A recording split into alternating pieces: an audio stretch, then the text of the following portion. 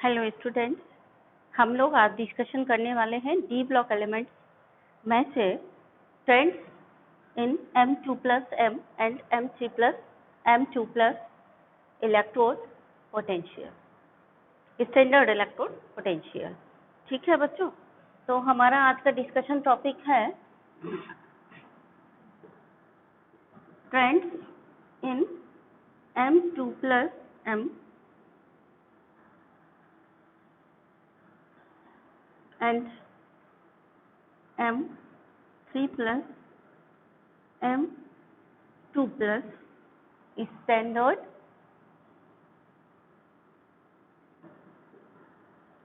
Electrode potential. बच्चों, D block का ये बहुत ही इम्पोर्टेंट टॉपिक है, डी ब्लॉक एलिमेंट्स का। और इसके क्वेश्चन अगर आते हैं तो आपके सिर के ऊपर से निकल जाते हैं, आप इसको समझ नहीं पाते हैं कि एक्चुअली पूछा क्या है और हमें कैसे इसका जवाब देना है। आज हम लोग यही समझेंगे। क्वेश्चन इसके बहुत सिंपल होते हैं, क्वेश्चन के जो आंसर होते हैं क्वेश्चन में ही छुपे होते हैं। हमको वो टेक्निक सीखनी है आज कि हम क्वेश्चन को देख करके आंसर कैसे निकालते हैं। ठीक है, तो सबसे पहले कुछ चीज़ें हैं नोट करने वाली, उनको ध्यान से नोट करिए कि अगर कोई सपोज ये रिडॉक्स कपल दिया गया है M2+M,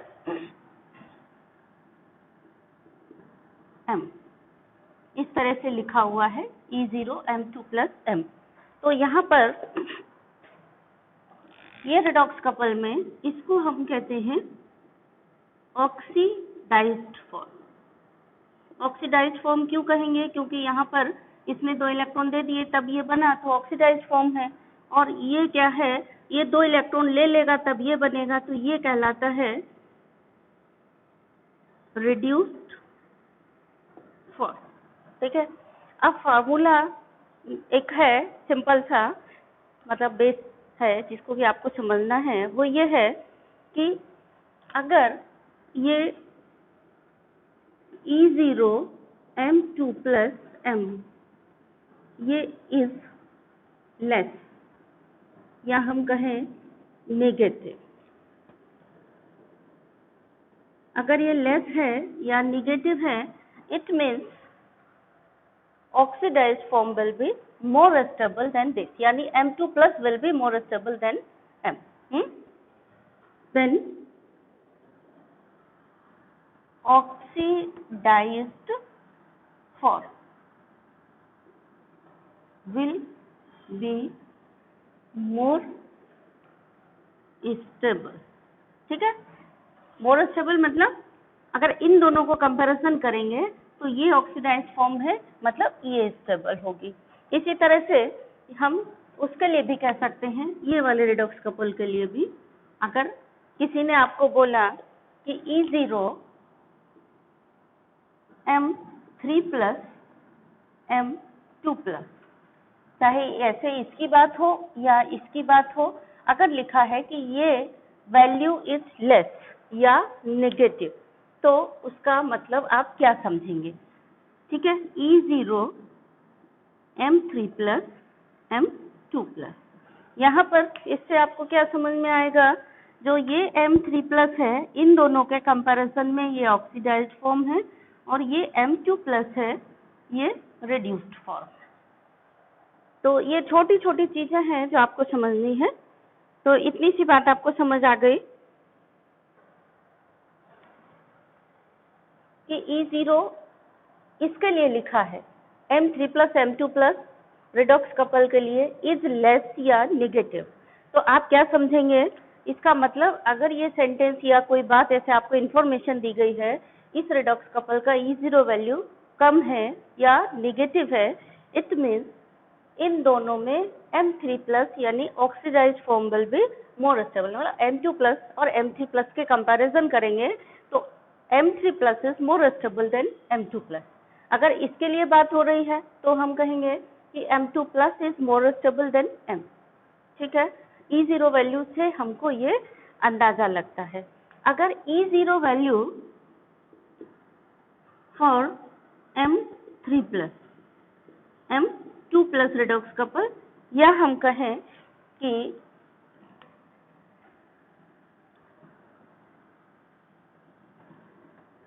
E0 for M2 plus M redox couple is high or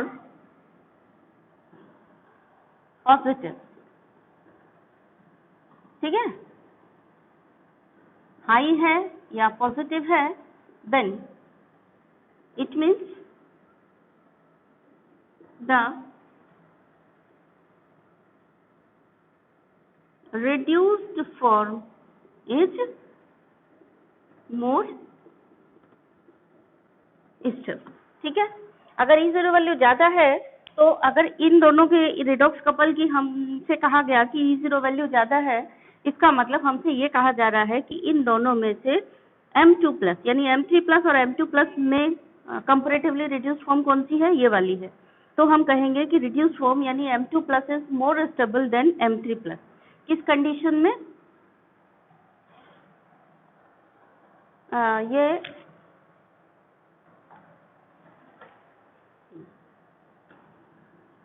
इस कंडीशन में जब E0 पॉजिटिव है, ठीक है, उस कंडीशन में क्या कहा जाएगा, रिड्यूस्ड फॉर्म यानी अगर ये केस है ये वाला तो M2 plus is more stable then M3 plus, अगर ये केस है तो M is more stable then M2 plus, ठीक है।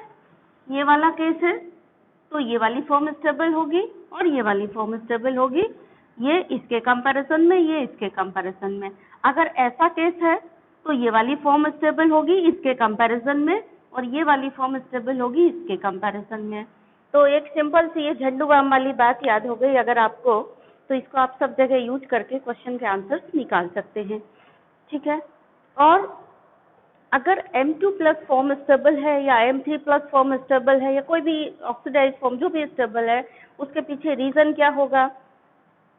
इन दोनों फॉर्म में अगर ये स्टेबल है या इन दोनों फॉर्म में ये स्टेबल है तो उसके पीछे कुछ रीजन होगा।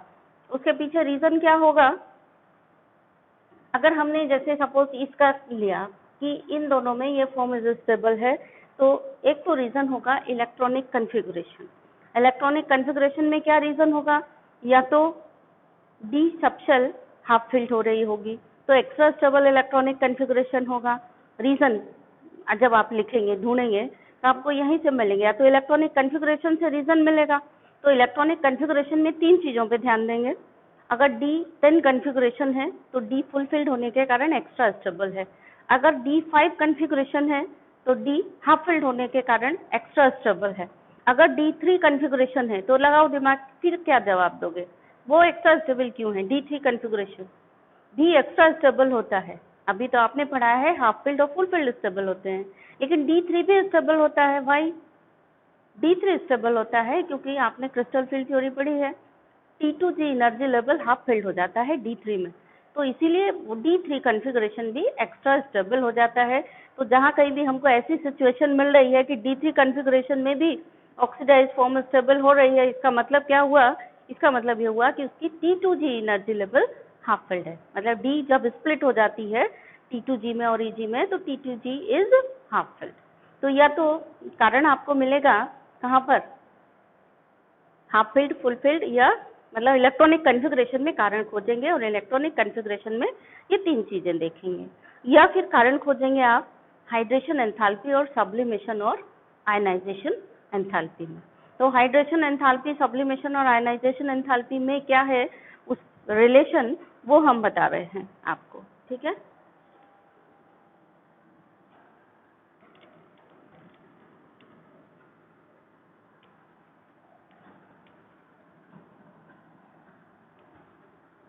E0 वैल्यू कम होगी या ज्यादा होगी, ये चीज किस बात पर डिपेंड करेगी? ये चीज डिपेंड करेगी तीन चीजों मैंने बताया। रीजन कहाँ पर देखेंगे? रीजन कहाँ पर देखेंगे? नंबर एक तो देखेंगे आप कहाँ पर? इलेक्ट्रॉनिक कॉन्फ़िगरेशन में,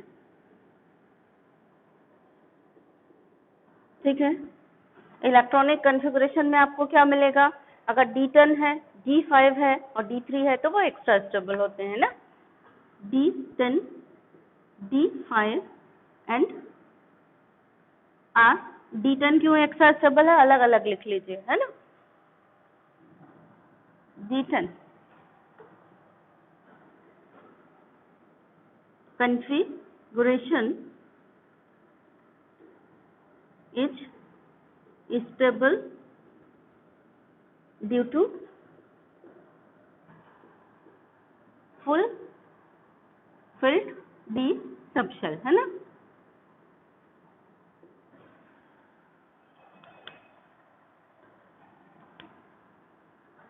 इसी तरह से D5 configuration is stable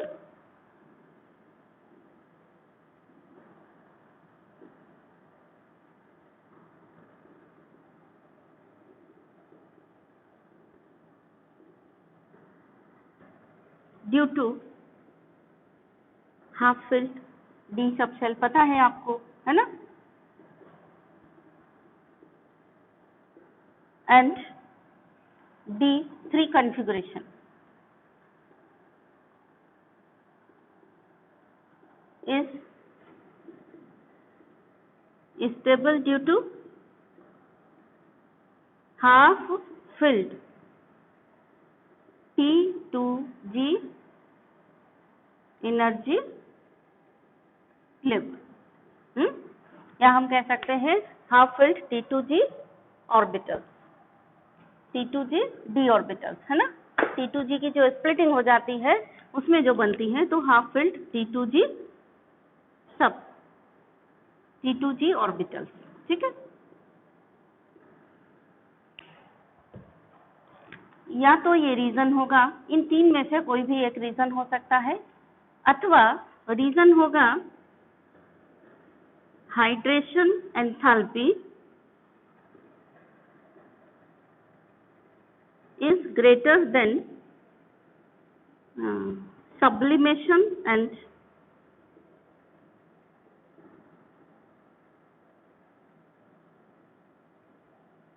plus ionization enthalpy।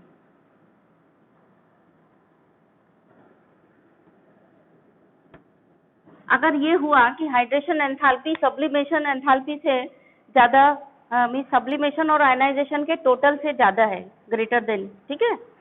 Greater than कैसे याद रखोगे, इसके पैर इधर है हाइड्रेशन की तरफ, इसका मतलब हाइड्रेशन एंथैल्पी ग्रेटर देन, इसको हम क्या पढ़ेंगे, ग्रेटर देन, ठीक है ना। तो hydration enthalpy greater than sublimation enthalpy and ionization enthalpy, इन दोनों के टोटल से हाइड्रेशन एंथैल्पी ज्यादा है, तब भी oxidized form will be stable, क्योंकि इलेक्ट्रॉन का रिमूवल इजीली हो जाएगा। क्यों हो जाएगा, चाहे इसकी बात हो चाहे इसकी बात हो, दोनों केसेस में ये कॉमन फैक्टर काम करेंगे, यानी झंडू बाम टाइप के आपके ये क्वेश्चन हो गए, ठीक है ना। बस आपको थोड़ा सा दिमाग लगा करके सोचना है कि हम कैसे लिखेंगे। तो अब ये वाली बात समझने के लिए हम लोग थोड़ा डिटेल में जाते हैं कि इसका क्या मतलब है, hydration enthalpy, sublimation enthalpy, ionization enthalpy.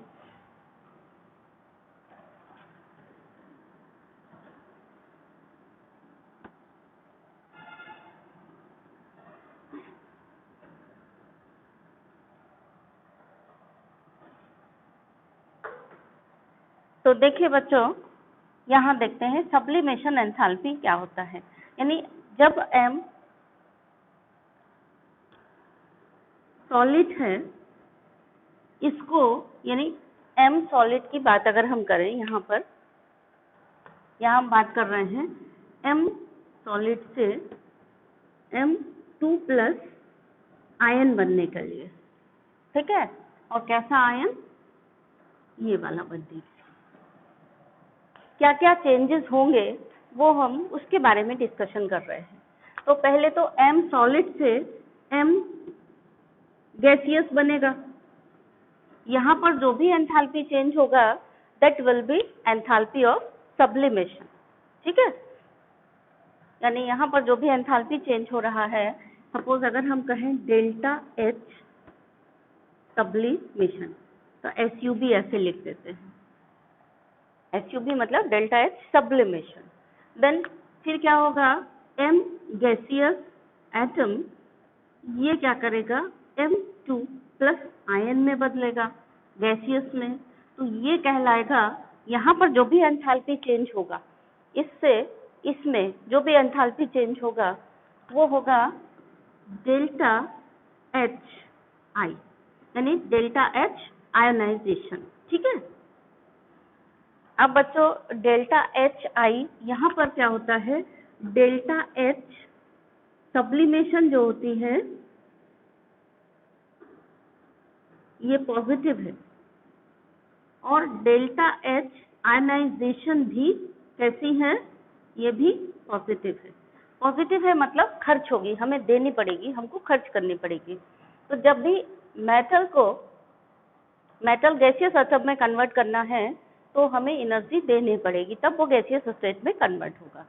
Metal gaseous atom है, उसको M2+ गैसियस आयन बनाने के लिए उसमें से 2 इलेक्ट्रॉन निकालने पड़ेंगे, तब भी हमें एनर्जी देनी पड़ेगी, क्योंकि न्यूक्लियस के अट्रैक्शन फोर्स के अगेंस्ट हम उसको खींच रहे हैं, इलेक्ट्रॉन को बाहर निकाल रहे हैं, तभी भी एनर्जी देनी पड़ेगी। यानी ये दोनों चेंजेस कैसे हैं, पॉजिटिव है।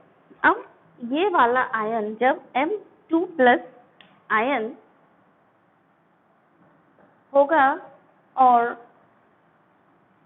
इसको हम ऐसे भी रिप्रेजेंट कर सकते हैं, इससे करते जाएं, M2+ गैसियस आयन ये M2+ एक्वस में बदलेगा। ठीक है, यानी पानी में इसका हाइड्रेशन होगा, तभी तो एक्वस का मतलब क्या हुआ, पानी में जब हम इसको घोलेंगे सॉल्वेशन होगा, तो सॉल्वेशन के समय पानी में जब हम इसको घोलेंगे तो वाटर के मॉलिक्यूल्स आयन को चारों तरफ से घेर लेंगे, इसी को हम कहते हैं आयन का हाइड्रेशन या आयन का सॉल्वेशन। अभी ये गैसियस आयन है, गैसियस आयन को जब पानी में घोलेंगे तो आयन का सॉल्वेशन होगा, या उसको हम कहेंगे हाइड्रेशन होगा। उस समय एनर्जी रिलीज होती है हमेशा, जब भी आयन पानी में भीगता है, जिसको हम केमिस्ट्री की भाषा में कहते हैं सॉल्वेशन या हाइड्रेशन। हाइड्रेशन में क्या होता है, वाटर के मॉलिक्यूल्स आयन को चारों तरफ से घेर लेते हैं। ठीक है, उसको हम क्या कहते हैं, हाइड्रेशन। जैसे एक तरीके से एक एग्जाम्पल हाइड्रेशन का मैं बता रही हूँ, आप सूखा चना पानी में डाल देते हैं तो क्या होता है, सुबह तक आप देखते हैं तो वो चना फूल करके मोटा हो जाता है और पानी उसके अंदर एब्जॉर्ब हो जाता है। सेम थिंग लाइक दिस, मतलब उसी तरीके से यहाँ पर होता है कि आयन को पानी में जब हम डालते हैं तो आयन हाइड्रेट होता है, यानी वाटर मॉलिक्यूल्स उसको चारों तरफ से घेर लेते हैं। उस समय जो एनर्जी होगी उसको हम कहेंगे डेल्टा एच हाइड्रेशन। ठीक है, तो डेल्टा एच हाइड्रेशन जो होगी वो हमेशा रिलीज होती है। डेल्टा एच हाइड्रेशन ये क्या होगी, ये हमेशा रिलीज होगी। रिलीज होगी मतलब हमेशा ही डेल्टा एच हाइड्रेशन कैसी होगी, नेगेटिव होगी। डेल्टा एच हाइड्रेशन कैसी होगी, ऑलवेज नेगेटिव। ठीक है, अब यहाँ पे एनर्जी खर्च हो रही है, यहाँ पे एनर्जी रिलीज हो रही है। आपके पास अपने कॉमन सेंस से सोचो, अपने डेली लाइफ से जोड़ करके सोचो कि आप वो काम करोगे जिसमें आपकी आमदनी ज्यादा हो, खर्चा कम हो। ऐसा काम नहीं करोगे जिसमें खर्च ज्यादा हो रहा, आमदनी कम हो रही हो। ठीक है ना, तो अगर M2+ आयन बनना है तो M2+ आयन बनने के समय क्या होगा, ये वाली एनर्जी हमें मिलेगी, ये एनर्जी रिलीज हो रही है तो हमें मिलेगी, जबकि ये वाली एनर्जी खर्च होगी। ठीक है, तो जो एनर्जी हाइड्रेशन एंथैल्पी रिलीज होती है वो कंपनसेट करती है energy which is required to remove the electron या फॉर सब्लिमेशन एनर्जी, इसको कंपनसेट करती है। केमिस्ट्री की भाषा में हम कह सकते हैं कि डेल्टा एच इज ग्रेटर, ये वाली बात। अगर hydration enthalpy is greater than it compensate the energy required for sublimation of atom and ionization of atom. मतलब मीन्स एटम के सब्लिमेशन के लिए और आयनाइजेशन के लिए जितनी एनर्जी चाहिए, that energy is compensated by hydration enthalpy if delta H is greater। अगर डेल्टा H यानी हाइड्रेशन एंथैल्पी ज्यादा है तो।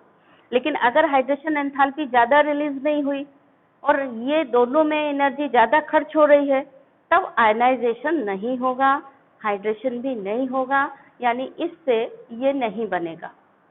बात समझ में आ रही है, यानी हाइड्रेशन एंथैल्पी अगर ज्यादा है इन दोनों के टोटल से तो कौन स्टेबल होगा, तो M2+ will be more stable then ये, क्योंकि ये हाइड्रेशन एंथैल्पी कंपनसेट कर लेगी। ठीक है, लेकिन अगर hydration enthalpy is less than this. खर्चा ज्यादा है, आमदनी कम है, तो फिर काम वो वाला नहीं होगा। इस काम में अगर खर्चा ज्यादा है, यानी ये दोनों का टोटल ज्यादा है, और आमदनी यानी हाइड्रेशन कम है, हाइड्रेशन एंथैल्पी कम रिलीज हो रही है, तो फिर इससे ये नहीं बनेगा। नहीं बनेगा इसका मतलब क्या हुआ, इन दोनों में कौन स्टेबल होगा, ये स्टेबल होगा। ठीक है, अगर हाइड्रेशन एंथैल्पी ज्यादा है, यानी इस प्रोसेस में ये जो यहाँ पे क्या हो रहा है, इस प्रोसेस में ये खर्च हो रहा है।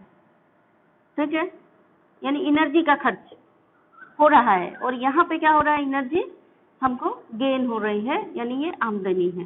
ठीक है, तो खर्च ज्यादा है, आमदनी कम है, तो फिर प्रोसेस नहीं होगी, यानी इससे ये नहीं बनेगा।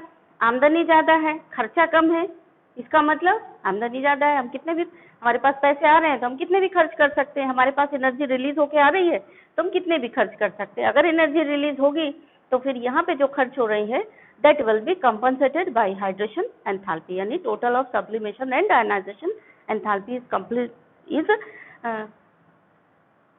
complement by the hydration enthalpy। ठीक है, तो ये चीज है।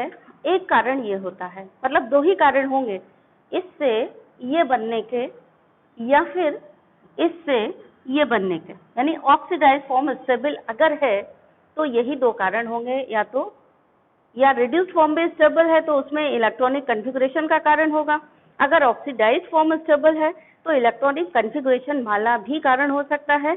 अगर वो कारण नहीं दिखा आपको इलेक्ट्रॉनिक कॉन्फ़िगरेशन का, तो फिर हाइड्रेशन एंथैल्पी का कोई कारण होगा। ठीक है, बस यही कारण है। अब हम ट्रेंड देखते हैं कि फर्स्ट ट्रांजिशन सीरीज में इनका ट्रेंड क्या है। हमको एक्चुअली ट्रेंड पढ़ना है, E0 value M2 plus M का ट्रेंड क्या है फर्स्ट ट्रांजिशन सीरीज में, अब हम लोग उस पर डिस्कशन करेंगे। ठीक है,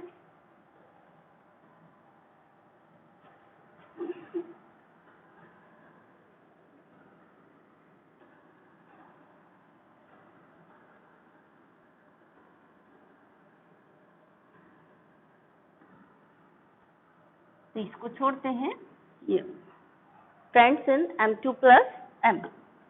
चलिए, तो यहाँ पर बच्चों ट्रेंड है कि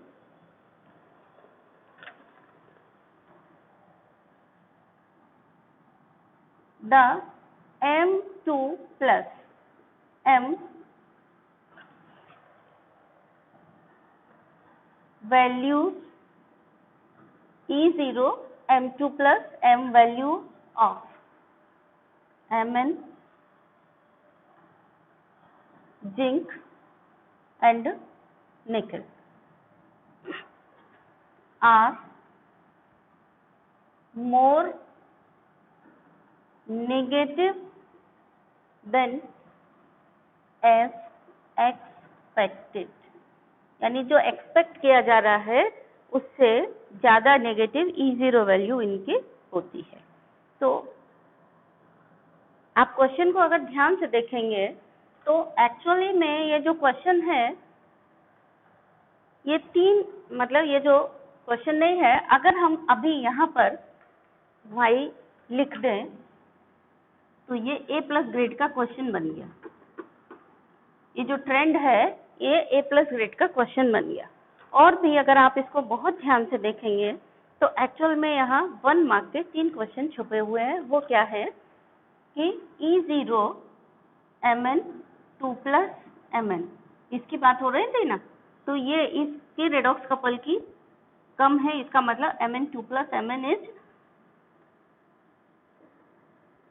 मोर नेगेटिव या नेगेटिव। ठीक है, या E0 Zn2 plus Zn is negative, क्यों है, या फिर E0 Ni2 plus Ni is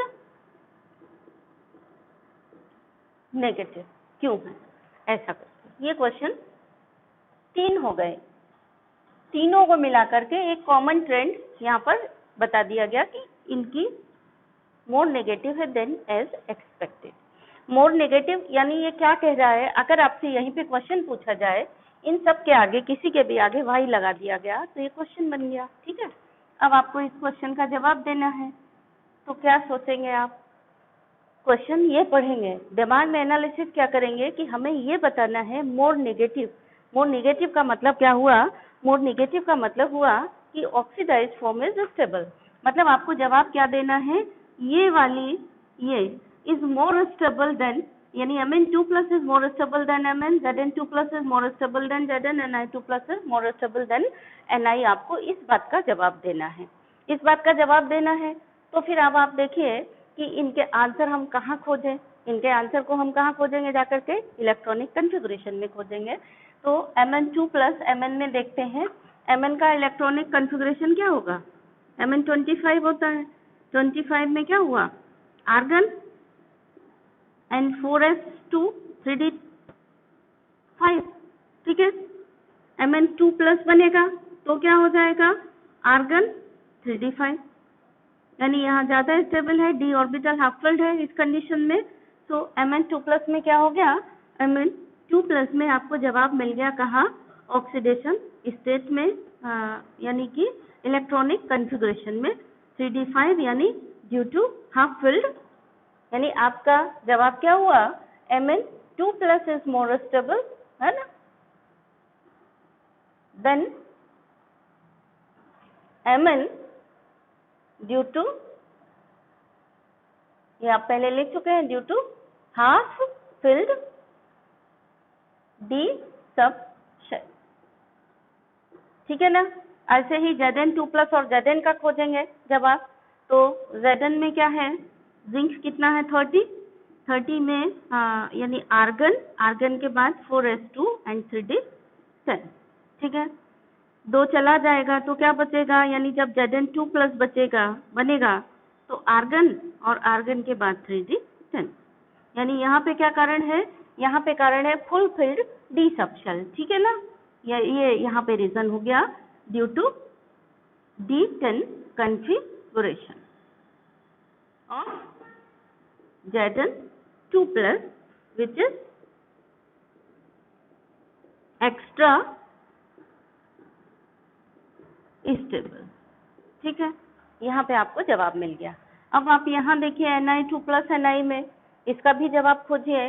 तो निकल का एटॉमिक नंबर है 28, है ना, तो 28 में जब आप लिखेंगे तो आर्गन और आर्गन के बाद ये गया 4s2, तो 4s2 3d8।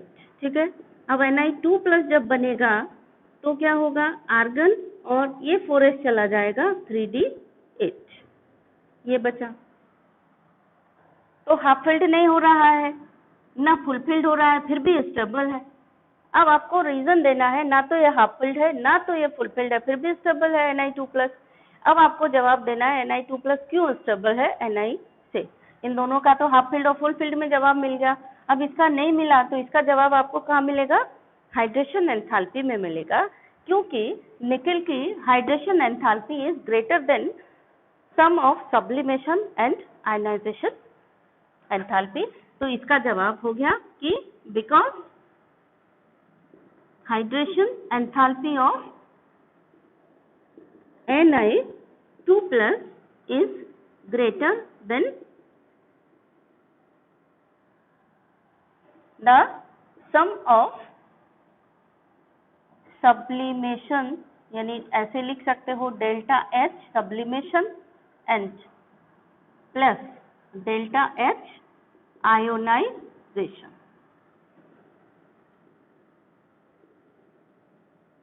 ठीक है, ऐसा भी लिख सकते हो या फिर शॉर्ट में इसको डेल्टा HI ऐसा भी लिख सकते हो। ठीक है, तो इतना लंबा लिखने की जरूरत नहीं है, क्यों लिखोगे? डेल्टा HI लिख दो, सिर्फ शॉर्ट में पता तो है आपको। तो ये हो गया इसका रीजन। तो बहुत इंपॉर्टेंट क्वेश्चन है बच्चों, सोचने के लिए और समझने के लिए और करने के लिए। तो delta H ionization and delta H sublimation is smaller, या हम कहें hydration enthalpy is greater in case of nickel, इसलिए Ni2 plus is more stable than Ni। ठीक है, hence Ni2 plus is more stable than Ni। ठीक है, तो ये हुआ। इसी तरह से यहाँ पर एक और क्वेश्चन पूछा जाता है, वो बहुत इंपॉर्टेंट है कि E0 या कौन सी मेटल ऐसी है इस ट्रांजिशन सीरीज में, यानी फर्स्ट ट्रांजिशन सीरीज में, जिसकी ये वाला रेडॉक्स कपल पॉजिटिव होता है। तो ये अकेली एक ही मेटल है, the only copper is the only metal which has only metal in first transition series, है ना। Copper is only metal in first transition series which have E0 M means हम कह सकते हैं Cu2 plus Cu is positive. ठीक है, copper ही अकेला एक ऐसा मेटल है जिसकी Cu2 plus Cu is positive है ये। ठीक है, अभी अगर हमने यहाँ पे लगा दिया y, तो ये बन गया A प्लस ग्रेड का इम्पोर्टेंट क्वेश्चन। या फिर ये क्वेश्चन ऐसे हो सकता है, और y E0 Cu2 plus Cu is positive explain. या क्वेश्चन ये भी हो सकता है, फर्स्ट ट्रांजिशन सीरीज की वो एलिमेंट बताइए जिसका E0 M2 plus M E0 value positive है। ठीक है, तो उसका क्या रीजन हो सकता है? उसका रीजन ये हो सकता है कि यहाँ पर क्या हो रहा है, hydration enthalpy is balanced by, या hydration enthalpy compensate the total of sublimation and delta HI, या हम कह सकते हैं हाइड्रेशन एंथैल्पी ने इसको बैलेंस कर दिया। Hydration enthalpy is balanced bye, balance है, या हम कह सकते हैं ज्यादा है तो उसने कंपनसेट कर दिया।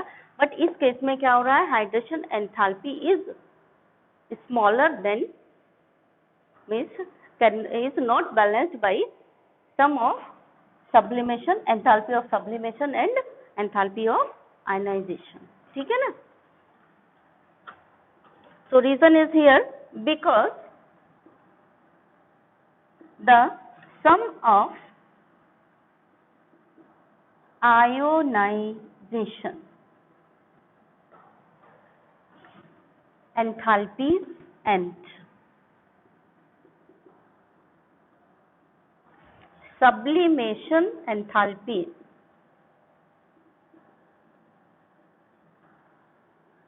ionization enthalpy and sublimation enthalpy is not balanced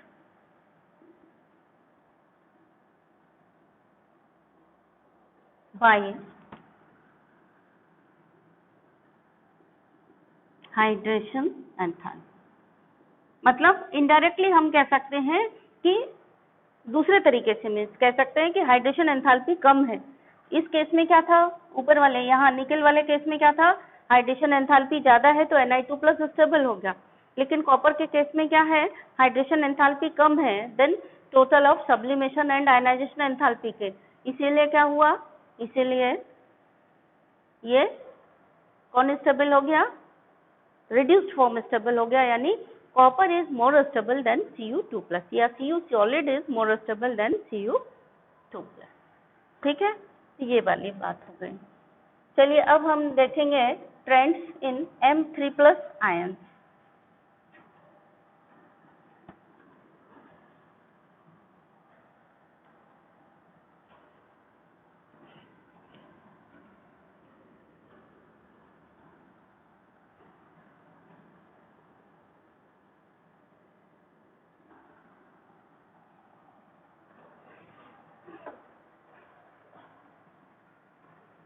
E0 trends in E0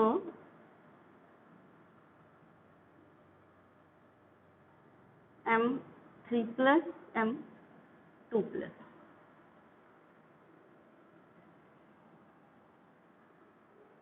In first transition series. ठीक है, तो यहाँ पर क्या ट्रेंड है इसको देखते हैं। यहाँ पर ट्रेंड है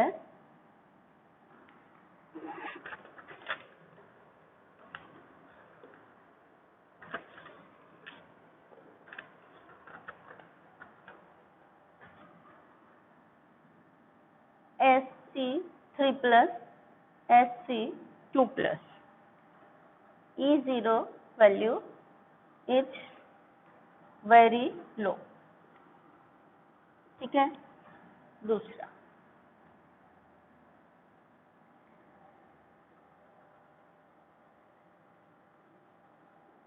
जिंक has highest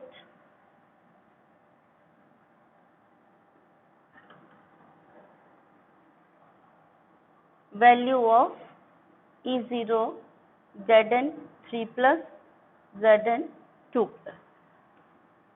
ठीक है, ये वाले रेडॉक्स कपल के लिए जिंक के हाईएस्ट E0 वैल्यू होती है। Then third one is E0 Mn3 plus Mn2 plus has comparatively high E0 value. Then next है E0 Fe3 plus Fe2 plus is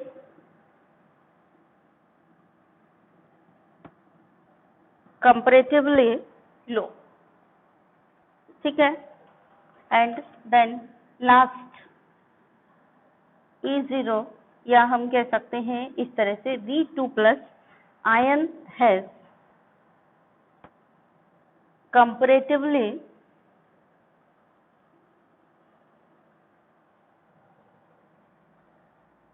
low E0 value. ठीक है, समझिए question को,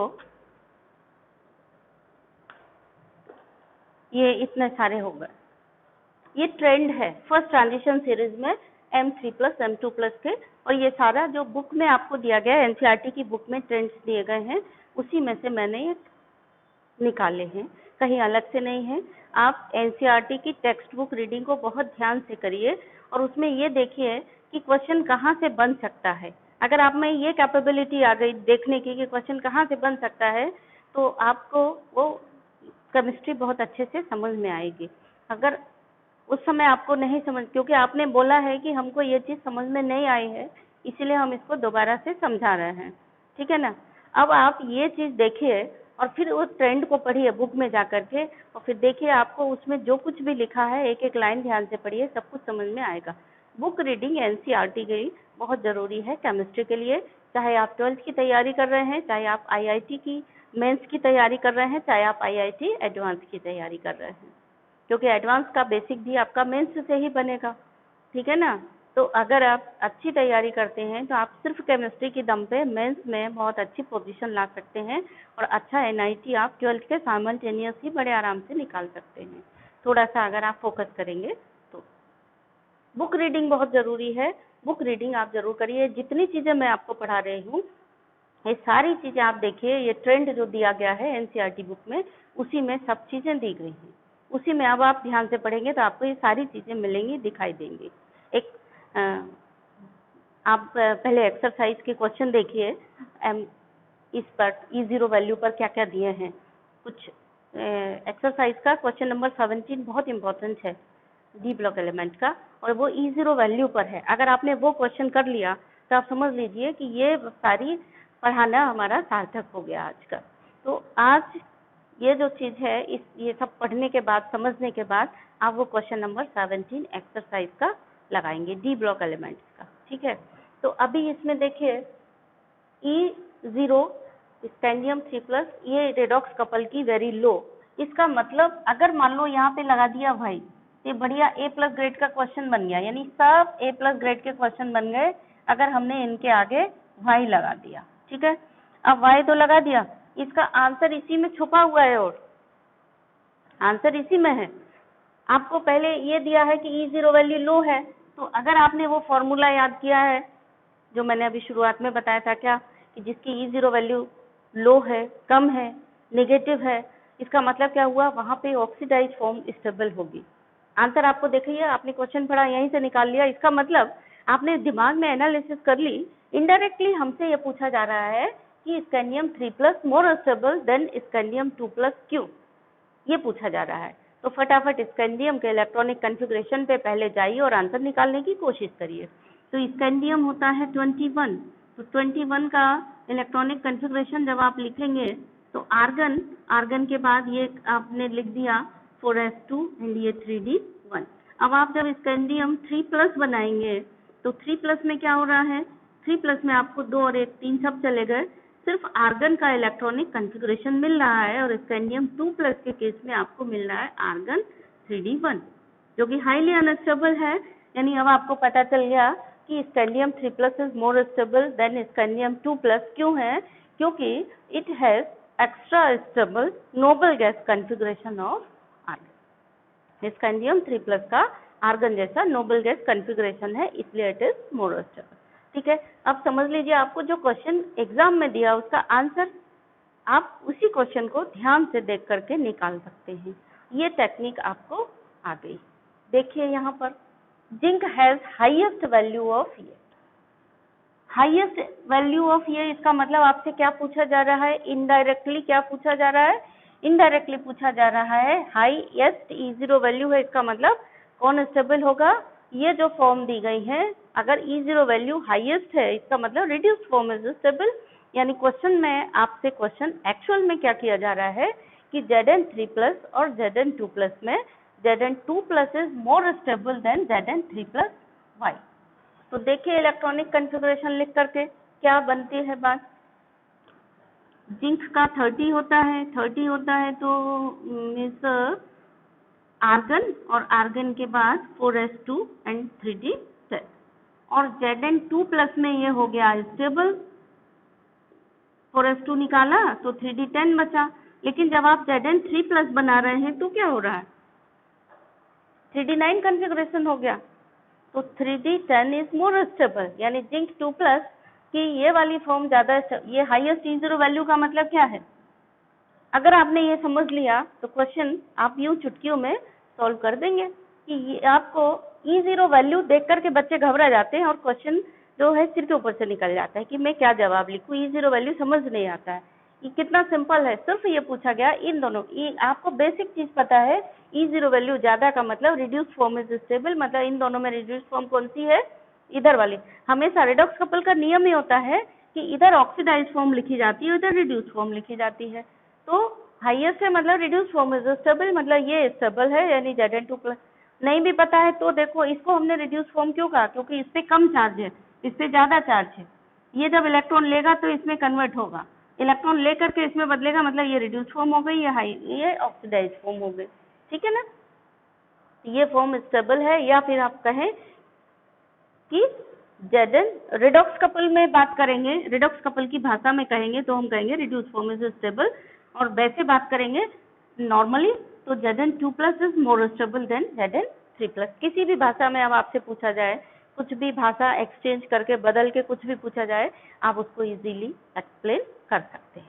ठीक है ना, चलिए यहाँ देखिए Mn3+ Mn2+ has comparatively high E0 value, यहाँ पर भी देखिए वही बात हो गई, हाई E0 वैल्यू है, इसका मतलब क्या हुआ, हाई E0 वैल्यू है, इसका मतलब क्वेश्चन में इनडायरेक्टली आपसे पूछा जा रहा है why Mn2+ is more stable then Mn3+। देखिए इलेक्ट्रॉनिक कॉन्फ़िगरेशन में अभी आपने देखा 3d5 कॉन्फ़िगरेशन हो जाता है, हो गया इसका भी जवाब। देन नेक्स्ट देखें Fe3+ Fe2+ is more stable comparatively, इसका भी जवाब है मोर क्या है, Fe3+ Fe2+ इज कंपैरेटिवली लो। लो का मतलब क्या हुआ, क्वेश्चन में ही आपको देखिए सारे जवाब मिल रहे हैं। E0 वैल्यू लो है इस रिडॉक्स कपल की, इसका मतलब क्या हुआ, ये E0 वैल्यू लो मतलब ऑक्सीडाइज्ड फॉर्म, यानी ये वाली फॉर्म इज मोर स्टेबल। यानी आपको क्या क्वेश्चन का जवाब लिखना है, क्वेश्चन का जवाब ये लिखना है कि Fe3+ is more stable than Fe2+, why. ये क्वेश्चन का जवाब लिखना है। इलेक्ट्रॉनिक कॉन्फ़िगरेशन देखिए और आप इसका जवाब लिख दीजिए कि Fe3+ में 3d5 कॉन्फ़िगरेशन हो रहा है, इसलिए एक्स्ट्रा स्टेबल हो जाता है, इसलिए Fe3+ is more stable than Fe2+। अब आते हैं V2+ की बात करते हैं।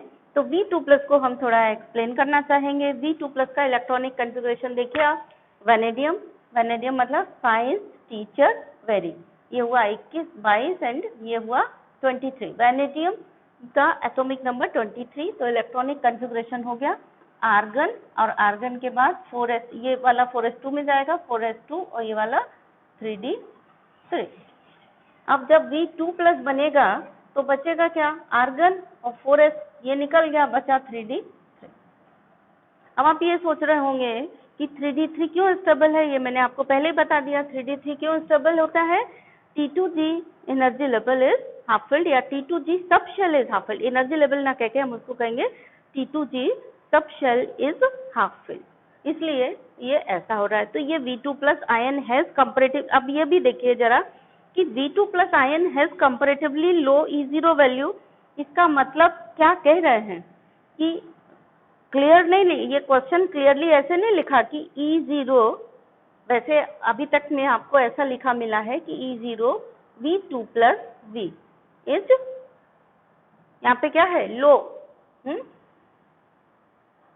हैज लो वैल्यू, ठीक है, ऐसा क्लियरली नहीं लिखा है। ऐसा जब लिखा है तो आपको टेक्निक आ गई कि आप तुरंत बता देंगे कि लो E0 वैल्यू है, इसका मतलब ये स्टेबल है, ठीक है। ऐसा नहीं लिखा है फिर भी आपने समझ लिया, कैसे समझ लिया देखिए ध्यान से। V2+ ion has comparatively low E0 value, V2+ ion की E0 वैल्यू कंपैरेटिवली कम है, इसका मतलब ये कह रहे हैं कि V2+ ion is more stable क्यों है। तो V2+ आयन मोर स्टेबल क्यों है, किससे, कंपैरेटिवली लो E0 वैल्यू मतलब वैनेडियम मेटल से। तो V2+ is more stable then, या V2+ की बात हो या हम अगर कहें तो V2+ की लो E0 वैल्यू है, इसका मतलब V2+ is more stable. V2+ is more stable है तो फिर हम इसका कारण खोजेंगे कि V2+ मोर स्टेबल क्यों है। तो आपको मिल गया D में 3 इलेक्ट्रॉन भरे हुए हैं, तो T2G sub shell is half shell, ठीक है बच्चों। तो एक्सरसाइज का क्वेश्चन 17 लगाना, अगर आपको अभी भी उसमें कोई प्रॉब्लम है तो आप हमसे पूछें। एनालिसिस क्वेश्चन की इसी तरीके से करके आंसर निकाल लेंगे। अब आपका जहां तक है E0 वैल्यू का, आपको कोई भी क्वेश्चन मिलेगा डी ब्लॉक एलिमेंट्स में, आप उसको बड़ी आसानी से सॉल्व कर सकते हैं।